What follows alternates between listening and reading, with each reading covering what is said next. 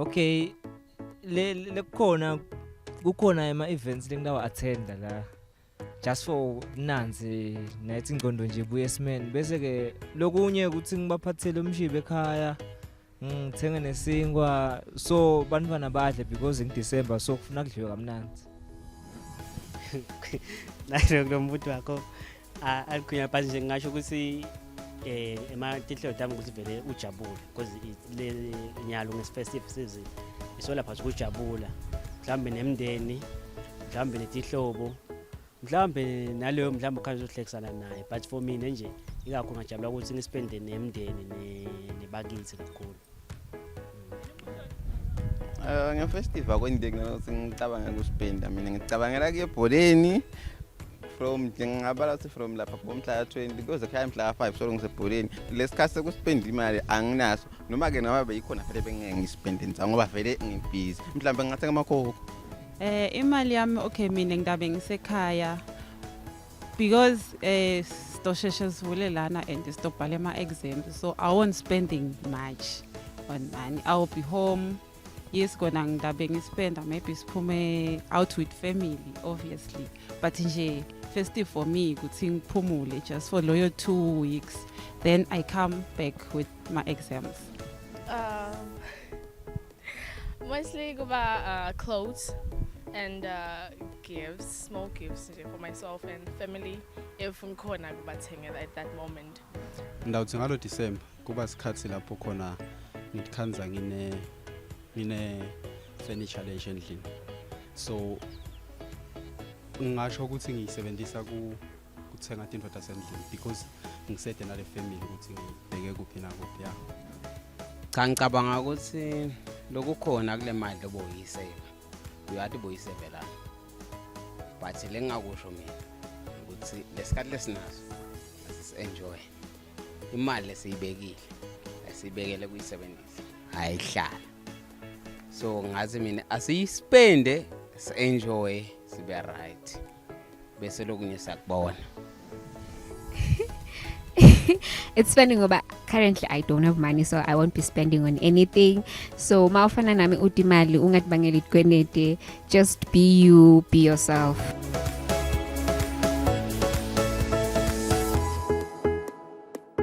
Good evening everyone, good evening young people of the Kingdom of Eswatini. Welcome to another exciting episode on the program Straight Up with myself, Nokuphila. We talk to young people and today is no different. It's exciting because we're talking about imali, sikhulumisa indzaba reckless spending over the festive season. You know how you spend all of your money, all of your 13K, all of your salary, all of your bonuses, all of your stockpile money, you know, during the festive season. Get into January, you know, the brand new year, you need to pay for your school fees, you need to pay for, you know, all the important bills, you know, in a new year, in a hard January. What is it that you do? Where do you go? You know, but with what we have now, you know, because we are just beginning or at the starting point of, you know, the festive season. What is it that we need to be cautious about? What we need to be mindful of, you know, when it comes to, you know, spending our money or our expenditure, our financial management, however you'd like to call it. Today, to help us understand why we spend recklessly, you know, during a festive season and how we can remedy that is Celeste Jacobs Richard, who is our clinical psychologist and of course our money coach, to take us through that, you know, help us understand the psychological, even economic or even social, you know, factors that lead to us spending recklessly over the festive season. Celeste, welcome to the show. How are you doing today? Good evening, Nokuphila, and greetings to all the viewers. Thank you so much for having me. I'm very well, thanks. I hope you are too. I am fantastic. We're in the dark, all thanks to Mdilwane. Yeah, it's such tranquility out here. You know, so it's such a nice sport or place also to bring your friends and family over the festive season to enjoy great time, you know, peace away from the noise of the suburbs, right? You know, let's talk about money. You know, we have a tendency of spending everything, every cent we have, even, you know, the money we've been saving throughout the year in our piggy banks. We tend to cut that piggy bank and take that money out, go to the bank, you know, make notes and you spend that money, you know, so many habits, you know, that we indulge in, you know, with our money over the festive season. What are some of the factors maybe, you know, that leads to, especially us young people, help us understand, you know, why we spend so recklessly over the festive season? Oh, thank you. I think that's a really, really useful question. There are various components, I think, that influence why we spend our money recklessly, as we'd say. So one is not budgeting. I think that's the first place to start. If you don't have a budget, you're just going to spend because you're not controlling your money. And then people may say, yes, but I don't have enough to even budget, or I'm not disciplined enough to budget. I think there's more to it than that. And the next reason would be your relationship with finances. What does money mean to you? Is it for status? Is it for power? Is it for making you fit in? Is it for necessities? So I think that's another thing that people are not aware of. They don't have the awareness of their relationship with money. The other thing is social pressure. At this time of the year, marketing, social media, people are just portraying perfect lives, you know, fun, travel, new this, new that. And so that pressure sometimes gets to people. And the last one that I would highly take note of is instant gratification. I think people spend without necessarily thinking about the future or thinking about tomorrow. And then we would link that to impulsive spending. So you go in, you see the marketing, 50% off, like we've just had Black Friday, 50% off, or 3 for 2. And there's almost like an urgency in the marketing that I'm going to miss out. So, you know, we talk about FOMO, you know, the fear of missing out. And so those are some of the reasons why people will spend recklessly. At the end of the day, I think it's also linked to the psychology of money, the lack of self-discipline, the lack of being patient or being able to wait for the right time so that you do have the money rather than buying it on credit. True. And then finally, I think one of the other reasons may be priorities. So is the priority during the season just fun and spending and impressing people or fitting in? Buying liquor. Right, liquor, and it's expensive. Cigarettes, partying, buying new outfits, traveling even though you haven't budgeted for it. A lot of people want to fit in and they want to fit in with their friends who maybe can afford to spend that kind of money, you know. So I think there's a number of different factors, and I think each individual would need to self-reflect and figure out for themselves where they fit in with regards to the reckless spending. Okay, is it okay? Is it a good habit also, you know, the fact that we spend throughout the year, you know, we have these piggy banks, savings accounts, and so many other places where we save or keep our money, you know, that we earn every month or whenever that we earn, that we spend that money, that same money that we've been saving throughout the year, you know, on a Black Friday, on a festive season. Is it a good habit? Should we save to spend on a Black Friday and the festive season? Look, I think it's a very personal choice. Like I spoke about priorities earlier. And I think it's different for everybody. But I think if you're saving for that, then yes, use your money for that. But always making sure your priorities and your financial commitments and responsibilities are met. So yes, if you've put in savings for Black Friday, then spend your money on Black Friday. If you've put in your savings for the festive season, then yes. I think the issue comes up when you've been saving for maybe school fees or for a down payment on a car or in something that you've been looking forward to, and then you decide, no, I'm going to use this money for something else. I think that's where the issue arises. So what you save for, keep that money for that. Remembering, though, in your savings, always keep priorities at the top of the list. Okay. We also, because we're speaking to young people, speaking to the youth of Eswatini, we live in a computerized world. We live in an era of social media. You know, we draw so much inspiration, you know, from social media, Instagram, also what people say, people's opinions also on your Twitter, you know. So social media also, in a way, can have an influence or impact on how we spend our money. How does it go? How deep does it go? You know, also the issue of peer pressure, you know, social media alongside peer pressure, how deep does that go? Look, I think it goes deeper than we think because it's not a conscious thing. So we don't look at social media and say, I'm looking at this so I can be like, or I'm looking at this because I want to follow or have or imitate what, for instance, Nokuphila has. I think that it subconsciously will influence us. And I think that's where what we tend to forget, that every time I look at social media, it's influencing how I think, it's influencing what I see, it's influencing my belief system. So if I keep looking at people who are able to afford this luxury life and are able to spend, keeping in mind we don't actually know the truth behind the pictures or behind the stuff that's put on social media. That's all that we see, right? And so it then subconsciously, it will influence you. So you see social media every day, they're advertising an iPhone. Before you know it, now you want to buy an iPhone. iPhone was never really one of the things you wanted, but you've been influenced by marketing and by social media. And then also with regards to the social pressure or peer pressure, when you're with friends and you're with people, it is difficult to not be able to. So finding who you are, what you believe you should be doing with your money, and being true to yourself, as opposed to trying to be a people pleaser and fitting in with everybody else. Oh, true. Very well said. You know, now speaking of, knowing who you are and exactly when and how you'll spend that money that you have, how do we even budget, for a festive season? I do maybe have some little 20 grand, to spend on so many things over the festive season. I need to fix my mom's roof. So many things that happen, that you need to do, which are your responsibility maybe as a young person, how do we budget? How do you split that money across, your needs? Look, I think there's various different ways of budgeting, and you've got to find one that works for you. Okay. In this technological age, we have so much online. Okay. But there'll be different formulas that you can use. There's different spreadsheets that you can use. But again, my thing is, don't budget out of your priorities, if that makes sense. I think you need to have a list of priorities. What's most important? Okay. And so, like you gave the example, you've got 20,000, but now you've got to fix the roof at home. Yeah. Well, are you going to fix the roof at home, or are you going to go out with your friends? Because Depends that's what where it comes. first. Do you know what I mean? Yeah. And some people may decide they're going to go out with their friends, and in March they'll fix the roof. But that's a personal decision to make. The key is you know the expenses that you have. So when you get that money end of November or your check in December, it's sitting with it and literally writing down how you're going to spend it. I think also when we are able to withstand pressure, social pressure and peer pressure, it's easier for you to budget. A lot of people in this day and age have functions where they're themed. And I know a lot of people who put themselves out. They're going to spend 2,000 Rand on a dress that they would probably never going to wear again, or they won't wear in a long time. Yeah. But because of wanting to fit in, because of wanting to please their friend who it's her or his themed party, they'll do it, right? And then you're left with 2,000 Rand short for the roof. And that's what I'm talking about, priorities. And so you find a budget that would work for you. You find a budget that you can use and try and stick to it. But you've got to be true and authentic to yourself about what your priorities are and what's important. Is it people pleasing and fitting in so everyone thinks, oh wow, Celeste has arrived, or Celeste can afford? Or is it being genuine and saying, Nokuphila, I'm sorry, I can't come to your function, not because I don't want to, I can't afford to buy an outfit to represent your theme, but can I take you for lunch tomorrow? True. At least. Am I making sense? Yeah. So I think there's different, like you asked, how do you budget? There's different ways of budgeting. You need to go online and find what speaks to you.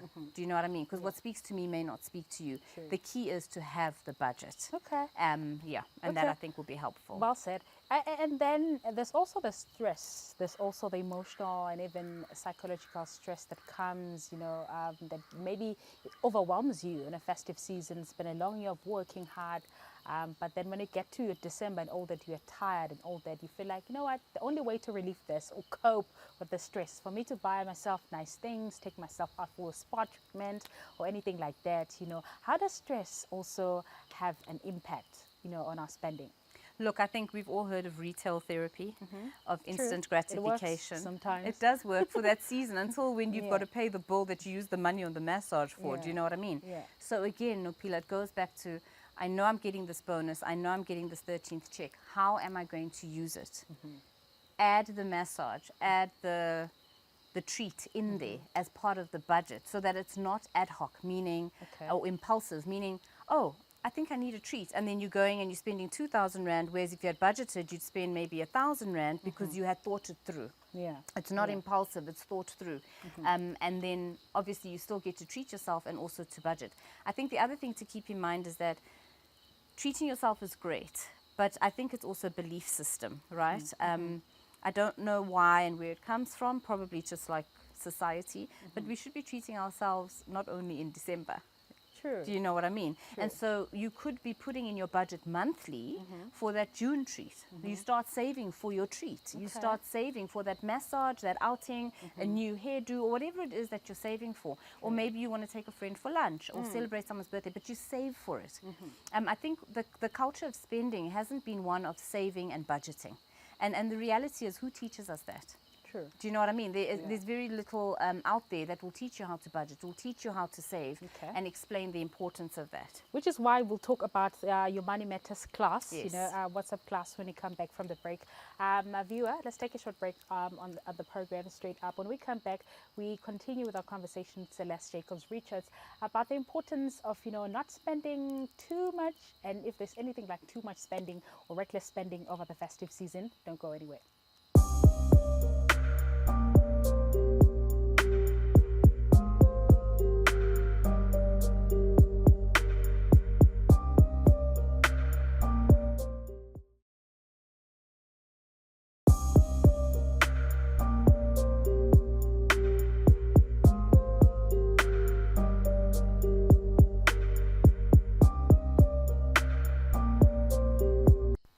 Welcome back from the break. We're still on the program Straight Up with myself, Nokuphila Masangane. Still on the program as our guest today is Celeste Jacobs-Richards, you know, taking us through actually, you know, some of the pointers or things that we need to be mindful of when it comes to festive season spending, because we have a tendency of spending more than what we have sometimes, or even not prioritizing what's important. You know, get into January, we find ourselves broke, you know, and down and out basically, you know. So she's here to give us pearls of wisdom when it comes to, you know, spending, help us understand, you know, why we even, you know, have these habits, you know, especially around this time of the year. Celeste, now let's talk about family. You know, there's so much pressures, you know. We spoke to a young person also. I think we were talking about black tax, you know, the fact that now it's more like hashtag pay back the money, you know, that the parents have been spending, you know, on you or for school, you know, and all the other maybe basic needs, you know, as a kid, you know. So how does family impact, you know, how we budget, how we split that money? You know, they want money for goats now. We need a goat for Christmas, groceries and all that. How does family impact our spending? Look, I think family and culture, family tradition definitely play a huge role in how we spend our money during festive season.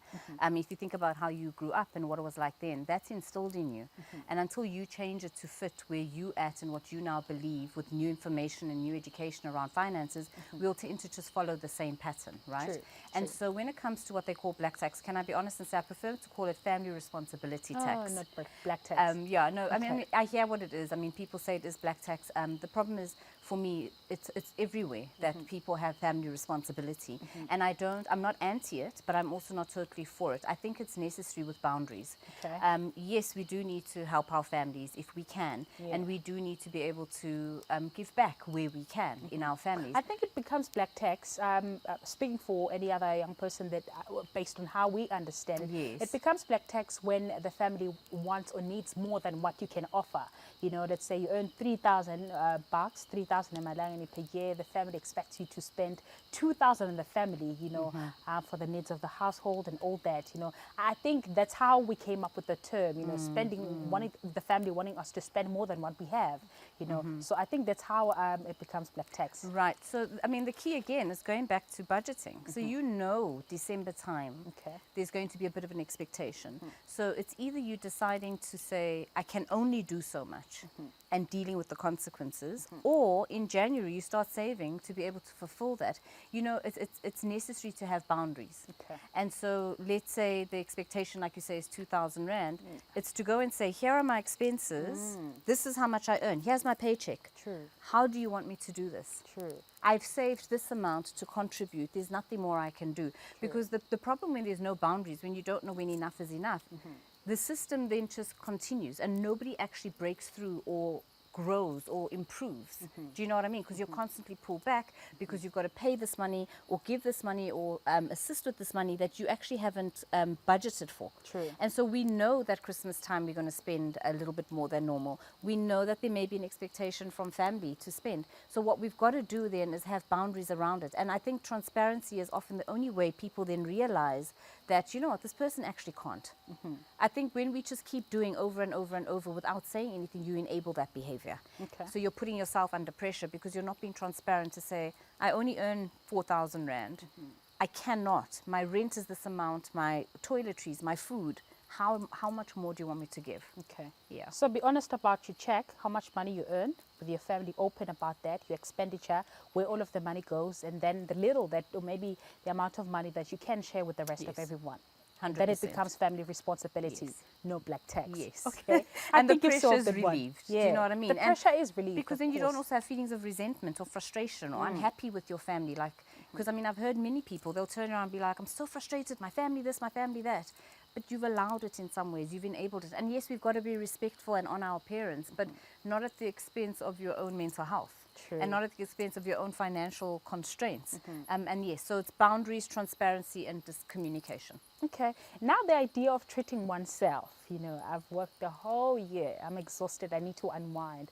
I need to go on holiday. I need to go to Cape Town or whatsoever. You know, how do we manage that? You know, where do I go? How far do I go with maybe, you know, looking at what I have, the amount of money that I have saved throughout the year. You know, how do I budget for that? Treating myself, because I need to do that. Start off a new year on a fresh note. So yes, you'll start on a fresh note, but you may start with the empty bank account. And so it's to be smart about it, right? Okay. So you know December, that's what you want to do. You know that's something that you are looking forward to. I go back to what I said at the very beginning. Save, budget, plan. We cannot live just randomly in the moment, because then it's never going to happen and you're never going to be able to create wealth. You will not be able to have a financial backup. Do you know what I mean? Because you'll be spending as you go along. There may be seasons where you actually can't treat yourself.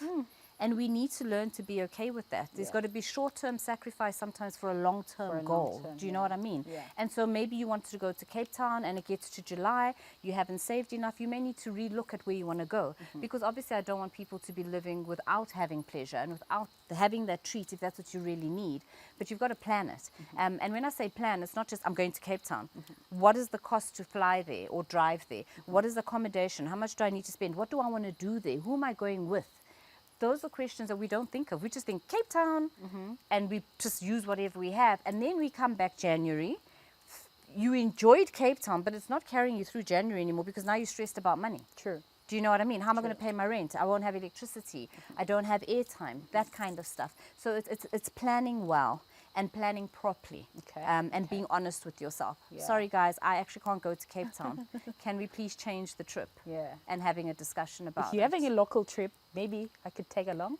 Absolutely. Local Okay. trips are the best. Local trips are the best. Also, Yeah. I mean, it's just hustle and bustle, really. And festive season's expensive to travel because Yeah. people know there's holiday makers, you know. So you've got to be wise about it. Speaking of the festive season being expensive to, travel, trips expensive around this time of the year, everything just skyrockets, what are some of the tips that you could give us, also when it comes to, trips and gifting, since it's the season of being jolly and gifting and being, Right. Santa Claus and all that, what are some of the tips that you share with us? You mentioned something about, buying your gifts in January. Tell us more about that. Okay, so I mean, one of the things that I've been doing, I think for the last 5-6 years, is I buy my Christmas gifts for that year in January. Okay. So January next year, I would have bought most of my gifts for December. And if Nice. not all of Where them, do you keep those gifts? I've got a gift bag. Oh, okay. I've got a bag and a section in one of my cupboards where I keep it there. Nice. And if not in January, I'll wait for sales. So I'll know that this friend likes this or my sister likes that. I don't just buy obviously because there's a sale. It's still a very meaningful gift, but I'll make sure that I can get it on sale throughout the year. Yeah. The problem is we wait until December, and after Black Friday, I'm going to assume that the shops actually pick their prices. But Christmas time, like you said, things are expensive because people know that the people are going to buy, you know. And so if I buy beforehand, I'm saving. That's one of the tips, right? Okay. The other thing that you could do is homemade gifts are not bad. I'll put a DIY. secret out there. Exactly. There are Okay. people there that do amazing stuff at their hands at home, but they just feel like, I can't give this because it's got no value. It's actually more meaningful. Bake a cake for a friend. It doesn't have to be an expensive Gucci bag. Do you know Okay. what I mean?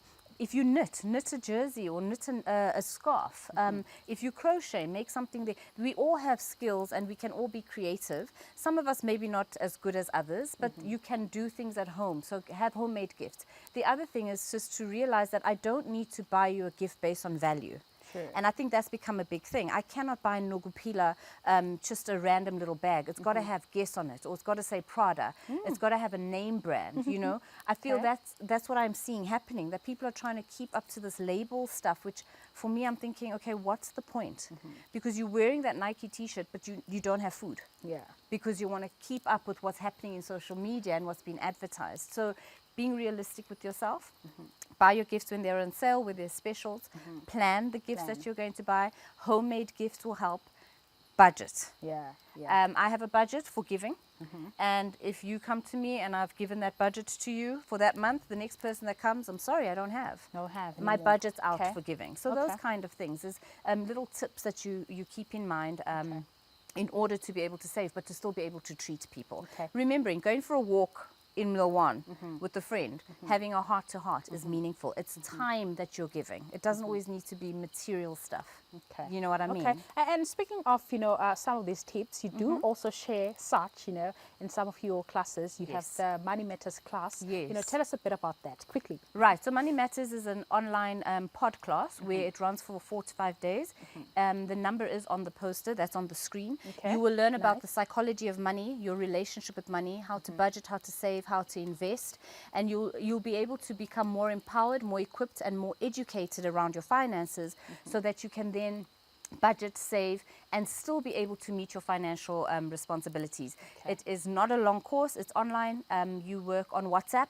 Okay. There's a recording that I share, a commentary, and then you do a reflection exercise, and then you're done. What's the registration number? 782, sorry, can I repeat that? Okay. 7842 Okay. 2626. Okay. You can just message that number and register. If you register, it doesn't necessarily mean you need to pay straight away, but it will provide you with more information. You can decide from then. It's 180 Rand, which I think is very affordable. We spend a lot more than that on other stuff that doesn't actually bring a return. So I really want to encourage the youth to take the opportunity to do this. It won't be running again in the next 3 or 4 months, but it will be running now from the 9th. Okay. Celeste, it's been awesome having you today on the program, Straight Up. I hope that the young people also excited about the conversation today. It was quite a great honor. Hopefully have you again on the show sometime soon, to talk about something else, because we know you're a clinical psychologist besides you being a money coach. It's been great having you today on the show. Thank you so much. Thank you for the opportunity. I look forward to meeting up again sometime. Yes, Thank definitely. you. Well, ladies and gentlemen, young people of Eswatini, that's it for our conversation today. We're talking about all things money. Why do we spend recklessly, so recklessly over the festive season? I hope that you guys picked one or learned one or two things, as you listen to our conversation today. The most important thing that I learned is budgeting. Priorities are important. Know what comes first. With that little money that you have, there's nothing like black tax. Black tax, only becomes a thing when you spend or don't even explain your situation with your family or relatives, about, your expenditure, how much money you get, so no one will understand, where all of your money, the money that you work for on a daily, it goes to. So it's important to be open about that. Have a conversation with your people so that they understand where all of that money goes to. It's been a beautiful conversation. I wish we have or had a part 2 for this one to talk more about other factors or social or even cultural factors that impact our spending as the youth of Eswatini. Otherwise, from Nokuphila, until next week, same time on the program. Good night.